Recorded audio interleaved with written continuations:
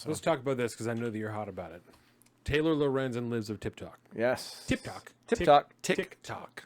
Right? Obviously, we've had a few beers. We're getting there. It's we're getting there. So it's a good thing we do the grab back at the end of the show. Exactly. I was like, do I have? I have one more. My mouth is Libs getting dry. of TikTok, right? Yes. If anybody doesn't know what Libs of TikTok is, it is an account on Instagram and Twitter that frequently takes, obviously, videos from TikTok from leftists who are talking about commonly like gender ideology and things like that, and repost them. The different drag videos. What's that one there? So this is a Pennsylvania teacher hosts a drag show event for students as part of a GSA club. Parents were reportedly not notified. The district has confirmed this morning that the teacher is on leave. That's one example. Those are drag queens? Here we go. Yeah, those are drag queens right there. So, I mean, very talented. I'm not going to lie. I definitely couldn't do that. Ask for days on the drag queens. You know, got to do them squats, baby. Works both ways. The adults are back in charge. Yeah, I do love this one. So, yeah, there we have our new, the head of the Ministry of Truth, which we'll eventually talk about. Supercalifragilisticexpialidocious video. That's it. And then I think we remember this when the TikToker, I think it was a TikTok star, somebody like a big influencer person went to the White House for a day. Yeah, and he was in Jen Psaki's office. Yeah. And, of course, the old man Biden there. So, yeah, here we go. This is a school librarian, and these people just post their TikToks, and then Libs of TikTok reposts them, and generally speaking, it's like one of those there's some commentary liberal posts their L's, or AOC posts her L's accounts. Defiant L's. Yeah, Defiant L's is a fantastic account. But the story being from the Washington Post. Oh, wait. There's the Washington Post story. Written by none other than our friend Taylor Lorenz over at the Washington Post, former New York Times tech writer. I love that Joe Rogan is like, why? Why is Joe Rogan on the picture of this story? Where's Joe Rogan on the picture? Oh, there he is. Right there. There's Joe Rogan. Why is Joe Rogan involved in that at all? I think that's because he's talked about Libs of TikTok. Yeah, I think so. Like TikTok, yeah, and then Tucker, and then what's that guy's name? That guy's name is Jesse Waters. Okay, so check this. At Trenton's dad's funeral, I walked in. I was dressed up. I was in like a very nice purple shirt, and I had my tie on, and I had like a nice, like a pea coat. I was dressed very nice, right? It's Archie's funeral. I wanted to dress for it as my best friend's dad. So I got there, and he was also in like a Christian biker club. And so there's some older guys that were in that club, and they were giving out this bracelet and some other stuff, like signing a hard hat and some stuff like that. So I stopped over there, and one of the guys, he said, "You look like Jesse Waters, man." I said, "What?" And he said, "You look like Jesse Waters. See, you're tall like Jesse Waters. You look like Jesse Waters, man." And I didn't know who he was talking about at first. Oh, really? Yeah, I just wasn't sure. And then once I looked up his picture, I knew exactly who he was talking about, but I didn't know him by name. But so if you think about me with my hair done, like kind of like this, but a little bit shorter, and you know what? Let's pull up some other Jesse Waters here real quick. Yeah. So it's not. I wasn't happy about it, but it's not a bad comparison. Like, it's not bad, Yeah, no, you can't hate that. He's a handsome man. If you were going to hire a Donovan Phillips impersonator, like, he would be a decent pick. He would go good playing you on SNL. Yeah, exactly. Like it's that level. It wasn't something I was happy to be compared to, but I understood what he was getting at. Oh, my God, I love it. I love it. That's...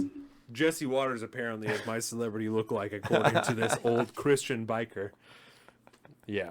How old would you say? 60s, 70s? Oh, he was probably in his late 60s. Yeah, he was up there for sure. I would say, isn't it funny that when I say old, I start at 60s? I'm like 60s, 70s, 80s. I think that seems right. Is like when you're in your 60s, you're definitely starting to get old. Yeah, Yeah. You can still hit the gym every day and be in super good shape. You're still starting to get old. There's no doubt about that. Yeah. If the average lifespan is only like 79, you're definitely starting to get old. You know? That's a good point. I think if you started at 50, I would be like, ooh, that's kind of fucked up. But I think 60 is reasonable. Oh my gosh. All right. So let's go back to the original post about this, right? This is what happens. Taylor Lorenz, who is just a clusterfuck of a human being, tech writer now for the Washington Post. You said she's been writing hit pieces for a long time, right? man. Yeah, you can actually just Google Taylor Lorenz New York Times articles, and there's they have her whole archive there, and you can go back and you can read all of it, and the other times that she doxed people. Said I used to watch them all the time when Bill O'Reilly was. Yes, that's right. Water's World. Water's World, bro. That's what it's called. Water's That's what World. it was. He has his own, But yeah, this is and I sent this to you the other day or last night or this morning or something like that. So like it was a sponsored post on my Twitter feed, and it's the same story that originated where Taylor Lorenz doxed directly in this post, Libs of TikTok, the account Libs of TikTok, the owner behind it. And that's how this came about, right? Like I said, she's been writing hit pieces for a long time. Yes. And a few weeks ago, she was being interviewed by some news channel. I don't remember what it was, talking about online hate. Yes. And how aggressive it's been and how she's been targeted, and she starts crying. She's crying on national television. She's very upset.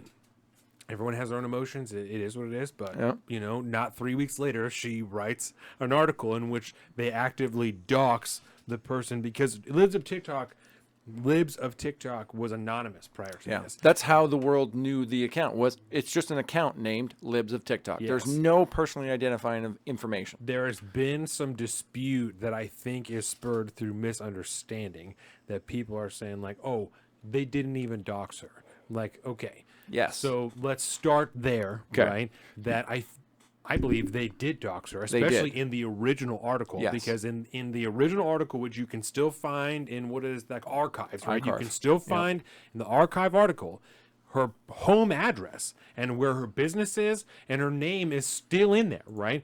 They removed apparently the links to her home address and her business address, but the name of the person who owns the Libs of TikTok account is still in the article. Yes. And her business license, her real estate license, and her home address. And Washington Post is trying to, not in the article that's available now, in the archive you can still get to her home address and all that stuff, right? But the Washington Post has since tried to lie about that and say they did not dox her, and that Taylor Lorenz would never do that because she's a reputable journalist and we all trust her, and she's always on the up and up and would never do anything like that, even though she did. And then Taylor Lorenz tried to go on Brian Stelter's show and redefine doxing, that she's like, well, it actually means releasing personal information with malicious intent. No, bitch, you put her personal information out there that wasn't out there before. You doxed her. I don't care how you want to define it to try and cover up for your own actions. You put her home fucking address on the internet. You doxed her. You absolutely did that, and with malicious intent. So fuck you. Exactly. It was so bad, man. And I'm just to... You can do this on your own. You can confirm that this is true on your own. We're not going to show you this woman's address because that would be fucked up. But I'm going to show you. If you just go to Google. Show you how to prove that the Washington Post is lying sacks of shit. And you just look up Internet Archive, right? And then you just go to archive.org. And then you can go to the Washington Post story, the current one. And you copy that address. And I think I just switched it over to the other one. There we go. And then you just copy, paste, right into the thing, go. And there's all sorts of different options here, but... Oh, wait a minute. Search, text, contents. Oh my gosh, I haven't done this in a minute. It was so much easier a second ago. Here we go. Paste, go. Oh, come on, buddy. Oh, you got to sign in? This is different. I haven't been here in a second. Oh, son of a bee. Okay, we're going to abort mission. So, Call lie to you. It's not that easy. It used to be. I've showed Internet Archive on the show before. Yes, you have. But yeah, it's as soon as you set it up, now you have to have a login, which I think kind of runs contrary to the mission of Internet Archive, by the way. But it'll go back and it'll show you the date of when that page was created, and then any changes to that page and what date that was on. And in the original posting, you scroll down into it, and there is a link. It's a hyperlink to the owner of Libs of TikTok's realty website, where she has her full name, the personal address that's tied to her real estate license, because you can look at the real estate license and find out who it is. And it was 100% in the original article. That was taken down, and then they just come out and they fucking lied about it. They're still lying about it. It is still a sponsor. Yeah, they took the hyperlink out, and it's still a sponsored article on Twitter. As of this morning. As of this morning. Yeah. Yes. And that... While they actively deny the fact that they doxed her. Yeah. I can look it up.